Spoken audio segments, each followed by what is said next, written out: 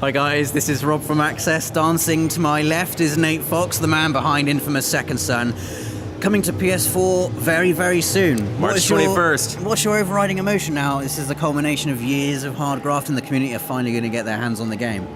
It is a feeling of relief. Relief. Well, you know, you work for a long time Yeah. and then it's done and you get to take a break, have a drink.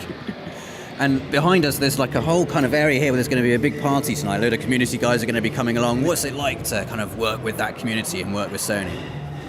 Oh man, Sony's great. I mean, they give us a lot of rope to just try out weird things. Yeah. I mean, I think that's the best part about working at Sucker Punch is just exploring gameplay and following the fun. So I can't imagine a better publisher, really. Cool. And one of the things you mentioned in the presentation, or the tagline for the advert, enjoy your power. That seems to be like a key vibe in Infamous. You don't want people to feel a bit down about their powers like superheroes often, but you just want them to go out there and blow stuff up.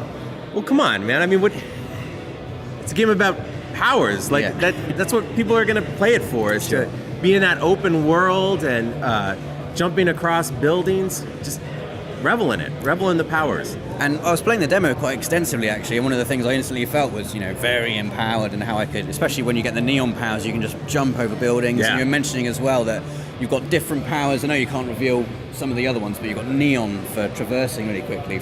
Smoke is good for combat.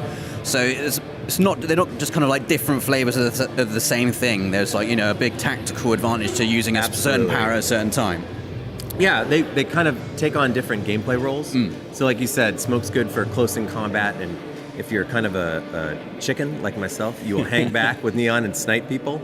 And the other powers you get along the way fill in different kind of play styles. Sure. On top of that, if you play as a hero, we kind of reward you for being really thoughtful and not hurting anybody. And if you're evil, we really force you to be a bigger, badder monster. And those play styles are also very different. You really haven't played the game until you've gone through twice. Sure. And that choice is like a key thing in Infamous. You were saying in the presentation how overwhelmingly at the end of Infamous 2, lots of people opted to sacrifice Cole. Yeah. What was that? What was your reaction to that? And you said it also shaped how the future of the series has gone on from there. Like, if people had chosen to keep Cole, would we be seeing Cole now instead of Delsin Rowe? I mean... Yes. So I wrote the evil ending of Infamous 2, hoping that would be the end of the game. That was the ending you wanted to have, the evil. Yeah, man. He was alive. I like Cole. I like his powers. But players chose to let him die, and because it's a franchise about choice and consequence, we said, the players have voted. Let's just make this happen. And in the end, I'm happy about it because we got an all-new hero, Delsin, new origin story, new powers, new city. It's a really good time for people who have never played Infamous to get in. They'll be fine. They'll pick up the story. Cole's dead.